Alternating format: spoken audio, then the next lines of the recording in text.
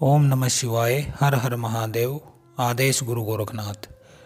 तो दोस्तों, आज के वीडियो में हम आपको तंत्र ज्योति प्रयोग अर्थात उल्टी ज्योति प्रयोग के बारे में बताने वाले हैं।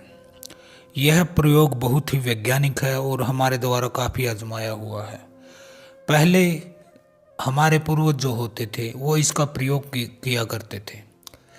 फिलहाल जो हम आपको प्रयोग बताने जा रहे हैं, यह प्रयोग मंत्र ज्योति का है, जिसमें एक मंत्र होता है जिसको जप के आप अपने ऊपर से नेगेटिव एनर्जी को कम कर सकते हैं। आपको कोई पीड़ा है, कष्ट है, उसमें आराम पा सकते हैं।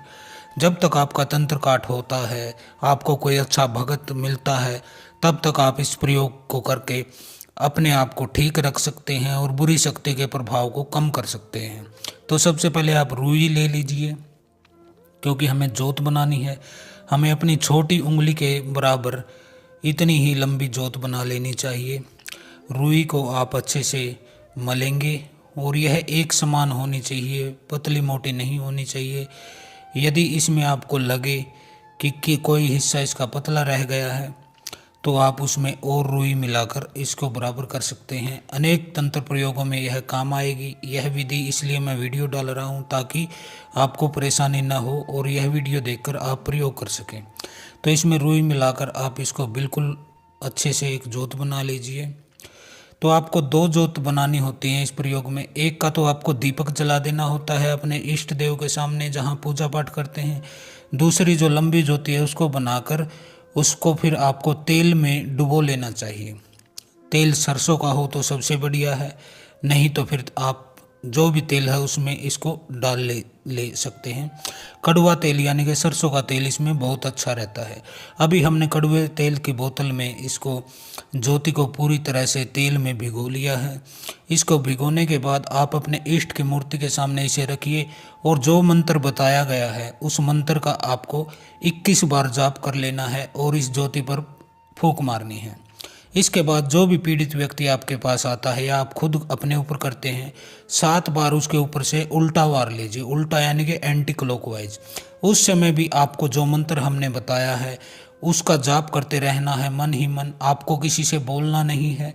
जो कि झाड़ा लगा रहा है व्यक्ति, उसको बोलना नहीं है। मंत्र जपते रहें, फिर इस पर 7 फूंक फिर मारें।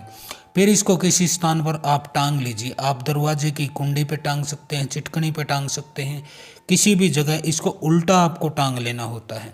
या फिर आपको ऐसी जगह नहीं मिलती है तो आप चाकू के ऊपर भी इसे टांग सकते हैं। चाकू के ऊपर इसको उल्टा टांग लीजिए, एक सिरा नीचे की तरफ, एक सिरा ऊपर की तरफ। इस तरह से आप इसको रख सकते हैं। मन ही मन आपको उसी मंत्र का जाप करते रहना है जब तक यह प्रक्रिया चलेगी जो मंत्र हमने दिया है। तो इसको ऐसे चाकू पर आप उल्टा लटका लीजिए और फिर आप माचिस से इसमें जो है आग लगा दीजिए। आग लगाते समय आप प्रार्थना कीजिए मन ही मन कि फला व्यक्ति के ऊपर से यह बुरी जो नेगेटिव शक्ति है इसका प्रभाव कम हो जाए, और आपको उसी मंत्र का जाप करना है। तो दोस्तों, जब यदि आपके अंदर कोई बुरी शक्ति है, नेगेटिव शक्ति है, तो उस समय आप जोत देकर पहचान सकते हैं। यह बड़बड़ाकर जलने लगती है, आवाज़ करने लगती है, सीटी जैसी आवाज़ आती है और आग बड़ी तेज़ी से नीचे की तरफ टपकती है। इससे आप जान सकते हैं कि आपके ऊपर कोई बुरी नज़र है, कोई हाय है, कोई बाधा है, कुछ ना कुछ ज़रूर है।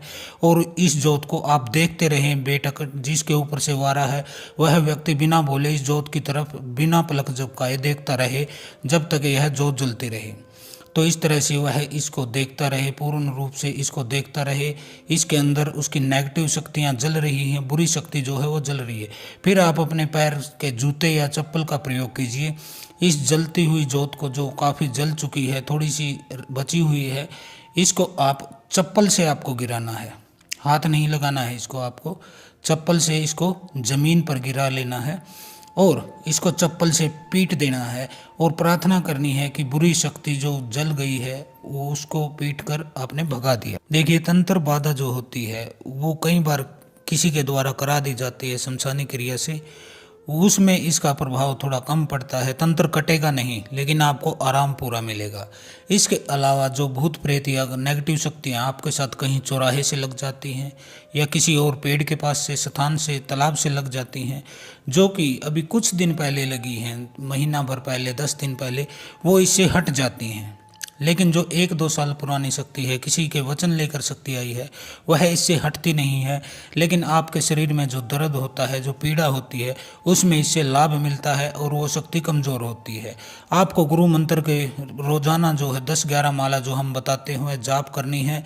उसके अलावा यह प्रयोग आपको लगातार करना है, प्रतिदिन आपको करना है। शाम के समय सूर्य छिप जाने के बाद 7, 8, 9 बजे, 10 बजे आप इसको कर सकते हैं। तो आज के लिए इतना ही। हर हर महादेव। ओम काली। आदेश गुरु गोरखनाथ।